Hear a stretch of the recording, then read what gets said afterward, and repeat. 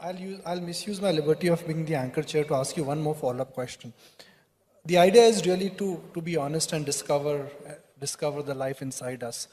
What can we do tomorrow morning? 3 things we can do tomorrow morning to change things around us, change the within us. What can I do tomorrow morning? Now go. You. Yes. I'm sorry. We're starting a program in Nagaur in Rajasthan, so I was joking with him. See, this is the entire problem. We are always looking for tidbits of life. What are the 3 things I can do tomorrow morning? You must brush your teeth. Maybe Baba's toothpaste.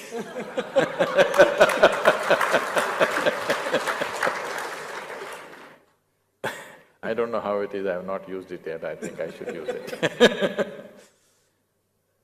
So, the thing is just this, it's not about what you do.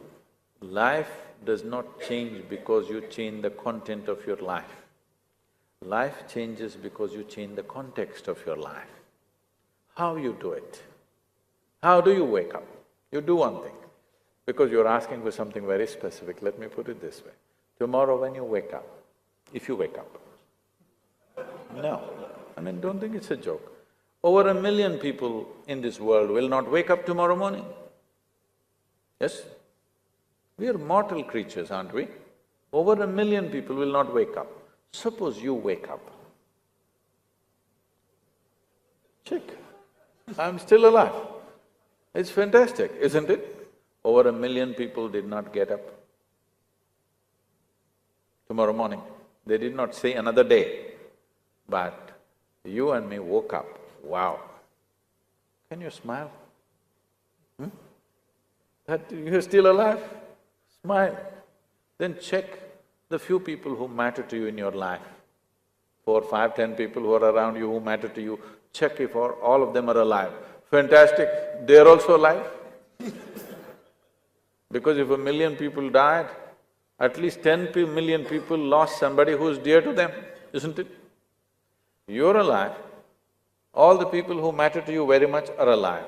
Fantastic. One more big smile, not at anybody, just because the biggest thing that's happening to you right now is that you're alive. Yes or no? What is the greatest thing that's happening to your life? Tomorrow morning, stock market went up 800 points, or you're alive, which is the biggest thing. Everything else is only relatively significant for us.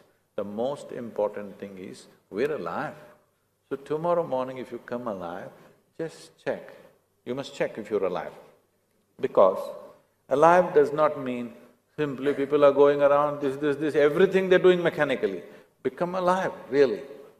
And I don't know what time you get up, I don't want to fix it. Because media, you may get up at noon time, so you check, okay, it's 9:30, every hour, okay, 9 o'clock, wow, still alive. One big smile, still alive. 10 o'clock, what's wrong with 10 o'clock? Still alive. I want you to understand that you're mortal. If you're conscious that you have come with a limited amount of time, you will arrange your life naturally in a most sensible way. If you think you're immortal, you have time to do stupid things. If you understand you're mortal, you don't have time to do anything other than what really matters to you. And in your life, you must be doing only what truly matters to you and nothing else but that, isn't it? This you will do only if you are conscious that you are a mortal being. We're fine, we're healthy, but we could be dead tomorrow morning. I'm not wishing it. I'll bless you with a long life. But it is possible that you and me could be dead tomorrow morning? Yes or no? The possibility is there or not? Yes. So when we know this is how this life is, then everything that really matters must happen, isn't it? What is it that really matters to you? If you really look at it, you will see the only thing that really matters to you is You want to experience this life as profoundly as possible. Somebody thinks money will do it, somebody thinks education will do it, somebody thinks sex will do it, somebody thinks love will do it, somebody thinks something else will do it. But whether a man is going to the temple or to the bar, all he is looking for is a larger slice of life. Yes or no? Yes or no? If you're looking for larger slice of life, if you want to be successful, not just a dreamer, then the only and only way you can experience it is by being hyper-perceptive, by enhancing your perception, not by enhancing your imagination, not by enhancing your activity, but by enhancing your perception. If you have to enhance your perception, you have to be alert. If somebody points a gun to your head, you will become super alert, yes or no? So don't wait for somebody to do it. Just understand that you are a mortal creature. You are not a permanent thing, you're not an absolute thing. You're here for a brief amount of time. I'm saying brief because if you are joyful, this is a bloody short life. If you are miserable, only if you're miserable, you have a long life. Because miserable people feel it's too long. Joyful people, before they know what's happening, it'll be over. Yes? Have you noticed this? On a particular day, you're very happy, 24 hours just went off like that. Another day you're depressed, 24 hours feels like a eon. So the experience of life and the experience of time is very relative. So the essential thing about life is just this. Every life, not just humans, every life is striving to become a full-fledged life, have the largest possible slice of life that we can have in terms of our experience. If this has to happen, we have to just become open to life. Open does not mean an attitude. Open simply means we are fully on with life. We are not on and off, we're just on. If you're on, then life will happen. If you're off, you can't turn it on later on in the grave. This is the time to be on and you must be fully on. So just as a reminder, hourly check you do. If you're still alive, great, one big smile. Even if you're doing your show, people wouldn't mind.